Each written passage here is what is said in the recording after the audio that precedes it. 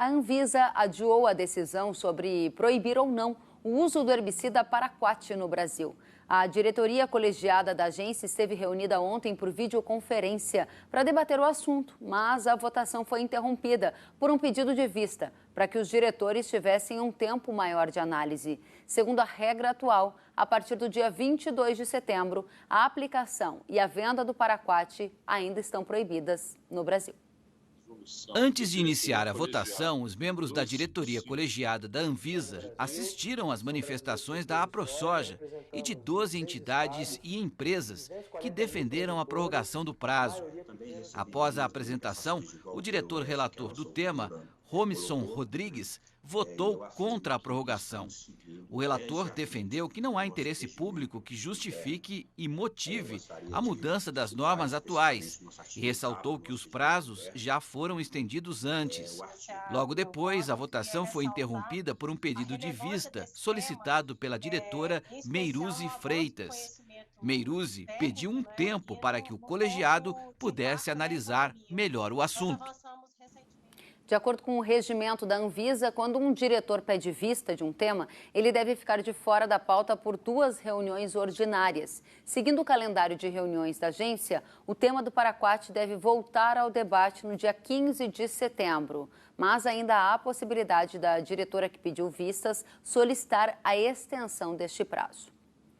Vamos saber o impacto do adiamento da decisão da Anvisa em uma conversa agora com o Reginaldo Minaré. Ele é coordenador da área de tecnologia da Confederação da Agricultura e Pecuária do Brasil e vai nos contar o que afeta na vida prática essa decisão. Até agora, então, está mantida a proibição do paraquat no Brasil a partir de 22 de setembro. É isso, Reginaldo? Seja bem-vindo. Olá, obrigado. Realmente, a manutenção do conteúdo, né, da resolução anterior estabelece essa data como prazo limite e, enquanto a norma estiver vigendo, deve ser respeitada. Bom, isso significa o que na vida prática de quem já adquiriu o herbicida? Olha, uma situação que já vem se arrastando. Os agricultores têm conhecimento dessa decisão da Anvisa, mas é uma decisão, desde o início, uma decisão polêmica, porque o embasamento científico existente poderia embasar uma decisão de manutenção do produto e também embasou essa decisão de proibição do produto. É um produto que não é utilizado só no Brasil, é um produto que vários países que têm uma análise científica criteriosa ainda mantêm esse produto na sua produção agrícola. Então, é uma decisão que o setor recebeu com uma certa surpresa, né, e esperamos que essa nova reunião da Anvisa olhe com outro olhar esse produto e o mantenha na agricultura brasileira. Agora, Reginaldo, o nosso telespectador, ele está sempre lá na frente, né? Ou seja, ele já fez a compra do insumo, ele já programou aplicações, ele já está pensando na safra que vai ser semeada agora em setembro. O fato é que há um cenário de névoa. Não se sabe se a partir de 22 de setembro o paraquat vai estar proibido ou não. A minha pergunta objetiva é: o que se faz com o paraquat que já foi comprado? Se usar esse produto, vai ter multa? Qual é a regra em vigência no Brasil atualmente que vai impactar o ciclo 2021, Reginaldo? Olha, se for mantida a decisão da Anvisa, o agricultor deve se abster de utilizar, né? Essa é a orientação, a exigência até da agência, né?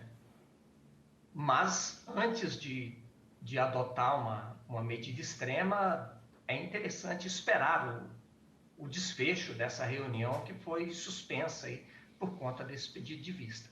Reginaldo, eu sei que você analisa esse tema com bastante nível de detalhe. O que significa o voto do relator ser favorável à proibição? Isso indica que há uma grande chance de que não haja uma revisão no prazo, uma extensão no prazo, significa que vai estar proibido a partir de 22 de setembro, ou seja, tem mais chance de...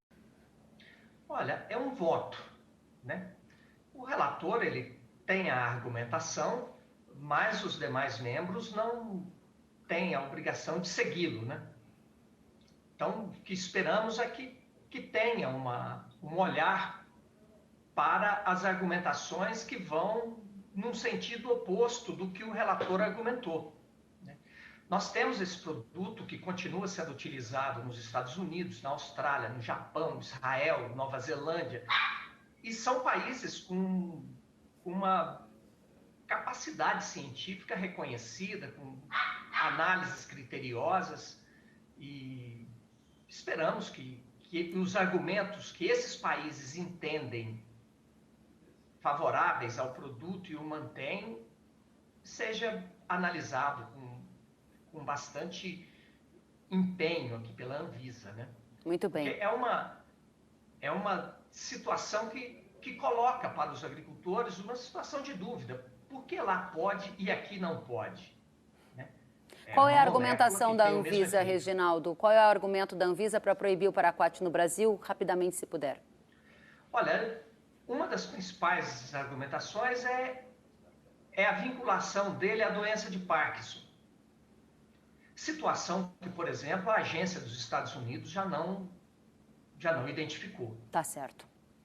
Reginaldo, muito obrigada pelos esclarecimentos, pela participação. Desejo uma boa tarde e volte sempre. Agradeço. Tá ótimo, grato. A você também. Obrigada, Reginaldo. Então, você está acompanhando essa discussão sobre herbicida paraquat. A validade da decisão da Anvisa ainda é a de proibição a partir do dia 22 de setembro. Lembrando que esse herbicida é usado em larga escala no Brasil, especialmente, por exemplo, em lavouras de grãos, e há agora uma expectativa sobre a nova data de encontro da Anvisa e qual vai ser a decisão final. Agora, vale lembrar que nós estamos há praticamente um mês do início da nova safra. Vamos já analisar este tema com o Glauber Silveira, comentarista do Canal Rural, que é também produtor rural, que conversou com várias fontes e analisa. O ambiente é de instabilidade. Você tem paraquat aí já comprado? Você vai usar, não vai usar? O que você percebe entre os agricultores aí no campo? Seja bem-vindo.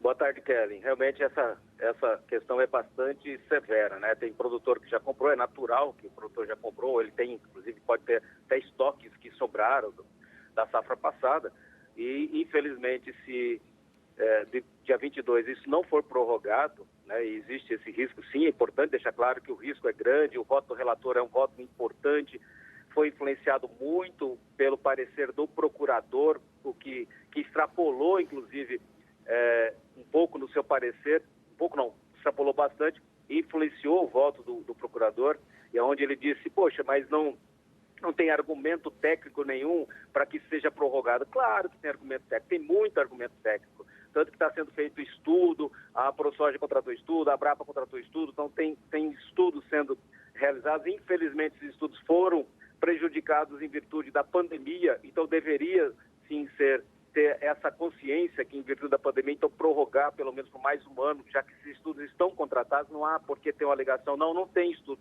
Então, sim, tendo estudos contratados, exatamente para contrapor essa questão que o Naré falou, que é do mal de Parkinson e outras coisas que eles colocaram lá, mas o principal é o mal de Parkinson e também o argumento que as pessoas se usam muito para suicidar, né? É um produto, o que é absurdo, quer dizer, a pessoa pode suicidar com várias coisas, né? Então não pode ter faca em casa, pode ter um monte de coisa. Mas, infelizmente, como sempre, no Brasil tem aquela coisa toda, é o radicalismo, né? O radicalismo do governo, porque o governo não tem a capacidade, muitas vezes, de fiscalizar. Nos outros países, o que eles fizeram? Eles readequaram, quer dizer, você tem que usar equipamentos, tem que usar equipamento de segurança adequado, máquinas pressurizadas que a gente tem aqui no Brasil. Fizeram, por exemplo, você não tem contato com o produto, tem um sistema de abastecimento do produto direto no tanque, sem ter contato nenhum com o produtor. E isso é possível, claro que é possível, é só adequar, porque esse produto é importante, em particular para grandes culturas, como é o caso da soja. Então poderiam reavaliar o produto, tirando para algumas culturas, tirando para pequenas culturas e tal, que e muitas vezes é mais fácil você substituir. Agora, para a soja é mais complicado. Então, agora imagine você, eu produtor, estou nessa loucura, prorroga, não prorroga, comprei. O que eu tenho que fazer agora? Não posso usar. A lei é clara, aquele produto que ele saiu do mercado, que está banido, a partir do dia 22 de setembro, se você usar, é multa, é crime ambiental, é crime, entendeu? Então, o que você tem que fazer? Vai ter que devolver, contactar o fabricante vai ter que recolher isso tudo e vai ter que destruir esses produtos, ou seja, é um prejuízo, aí o produtor fica agora, e agora? Então, eu tenho um estoque já de produtos, eu simplesmente agora vou ter que adquirir um outro produto que vai custar 50 a 150 mais caro e ainda não controla, não tem a eficiência. A grande preocupação é porque no Brasil, assim como nos Estados Unidos manteve o produto, porque lá você tem burro, você tem produto, tem ervas que são importantes. E aqui no Brasil, ou seja, é mais fácil, se o Estado brasileiro não dou conta de controlar, de fiscalizar, eu proíbo, ou seja, é um Estado ineficiente, incapaz e que, no caso, proíbe porque não tem a capacidade. É a mesma coisa um pai falar para o filho, não, meu filho não vai poder ir no parquinho porque eu não dou conta de ir lá cuidar dele, eu não tenho conta de dar segurança para ele. Então, a criança não pode brincar mais. Assim tem sido o Estado brasileiro. Muito obrigada, Glauber, pela análise, né? É realmente algo que a gente está observando com atenção. Agradeço pela presença e desejo uma boa tarde para você. Até mais. Boa tarde, cara. Obrigada, Glauber Silveira.